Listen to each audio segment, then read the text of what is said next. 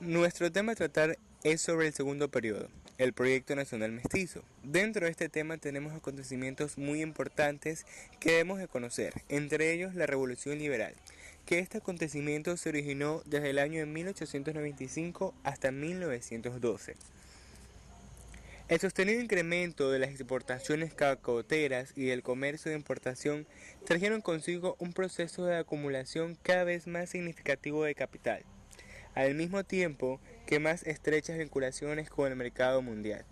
Se consolidó así el predominio de los sectores capitalistas dinámicos de la economía. Se definió el modelo primario agroexportador, bajo cuya vigencia se mantuvo la regionalización del país, pero se rearticularon diversas formas de producción, desde las más tradicionales hasta las más modernas. Las relaciones de tipo salarial se ampliaron no solo en las ciudades, especialmente en Guayaquil, sino también en algunos espacios rurales. El auge de las exportaciones cacaoteras provocó la consolidación al interior de la oligarquía costeña de una fracción de comerciantes y banqueros, diferenciada de los propietarios rurales. Esta fue una etapa de consolidación del Estado Nacional en el Ecuador y de inicio de la vigencia de un proyecto nacional mestizo. Ello supuso, por una parte, un programa orientado a la integración económica de las regiones naturales mediante obras como el ferrocarril Guayaquil-Quito.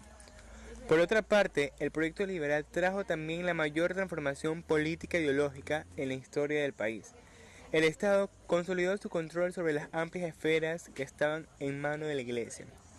La educación oficial, el registro civil, la regulación del contrato matrimonial, la beneficencia, etc., fueron violentamente arrebatadas de manos clericales y confiadas a una nueva burocracia sucural. Eloy Alfaro se había vuelto una figura legendaria del movimiento radical. Combatió por años en el campo y en la prensa contra el régimen, hasta que fue nombrado en su ausencia jefe supremo por el pronunciamiento del 5 de junio de 1895. Predominio plutocrático, desde 1912 hasta 1924. Luego de la fase revolucionaria, fue de predominio de la oligarquía liberal, pero al mismo tiempo se fueron incubando las condiciones que determinarían su caída. Primero, se dio la revuelta en el medio rural de la costa. Luego, ya en los años 20, estalló la agitación urbana. Las organizaciones obrero-artesanales, cuyo desarrollo a principios del siglo fue intenso, reivindicaban sus derechos, la guerra europea y fundamentalmente el triunfo de la Revolución Soviética. Fue el marco externo de influencia política e ideológica.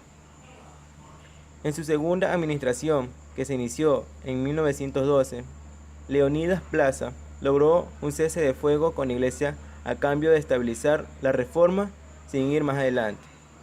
Buscó un consenso de oligarquías, haciendo incluso importantes concesiones al latifundio serrano. El gobierno de José Luis Tamayo, alto representante de la plutocracia guayaquileña, coincidió con el agudizamiento de una crisis de la producción e importación cacotera. Crisis e irrupción de masa. Este acontecimiento se da en 1925 a 1947. Los militares julianos invocaron en su programa político ciertas ideas socialistas e inclinaciones hacia los trabajadores. También impulsaron la modernización estatal. Las reformas fiscales limitaron el poder de la banca y centralizaron la dirección de la economía. Isidro Ayora, que tomó el poder en 1926, fue ejecutor de las principales reformas, entre ellas la creación del Banco Central. Isidro Ayora cayó en 1931, dejando al país debatiéndose en una compleja situación de inestabilidad. La Constituyente, reunida en 1928, realizó importantes reformas legales, entre las que se cuenta haber establecido el voto a la mujer. En un momento, la debilidad de la burguesía costeña El latifundio serrano se lanzó a la conquista del poder y logró el triunfo presidencial con Neftalí Bonifaz. Su descalificación por el Congreso provocó la llamada Guerra de los 4 Días en 1932, en la que desempeñó un destacado papel la Compactación Obrera, organización de artesanos controlada por la derecha. En 1933 Velasco fue presidente y se iniciaba una etapa marcada por su presencia caudillista en la escena nacional. El primer velasquismo, como casi todos los restantes, cayó estrepitosamente en su primer intento dictatorial en 1935, dejando una vez más al país en manos del arbitraje militar. El general Alberto Enrique Gallo gobernó en un corto lapso al país como jefe supremo en 1937 a 1938. Llevó adelante políticas nacionales y expidió el Código del Trabajo. En 1940, Carlos Alberto Arroyo del Río llegó a la presidencia. Ecuador fue invadido en 1941 por tropas peruanas, pero el gobierno careció de liderazgo nacional y de respaldo para enfrentar la emergencia. Luego de la derrota de nuestro pequeño y mal equipado ejército, el ministro conservador de las Relaciones Exteriores suscribió en Río de Janeiro un protocolo en enero de 1942, en el que cedía al Perú extensos territorios amazónicos que el Ecuador había reclamado históricamente. En 1944, Arroyo del Río cayó del poder ante una reacción popular masiva alentada por la Acción Democrática Ecuatoriana, una heterogénea coalición de socialistas, comunistas y conservadores que capitalizó el descontento popular. Llamado por el pronunciamiento, Velasco Ibarra volvió por segunda vez al poder.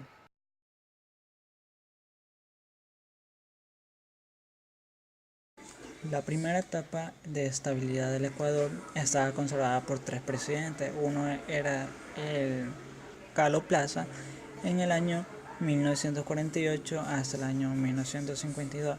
El segundo presidente fue Velasco Ibarra, de 1952 al año 1956. El último presidente fue Camilo Ponce, en el año de 1956 al año 1960.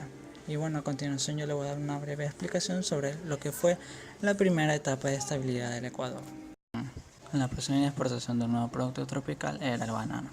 El banano dejó a la economía ecuatoriana una posibilidad de expansión que se reflejó no solo en la disminución del comercio internacional, sino también en la apertura de nuevas fronteras agrícolas, el ascenso de grupos medios vinculados a la producción y comercialización bananera, así como el servicio público y el comercio.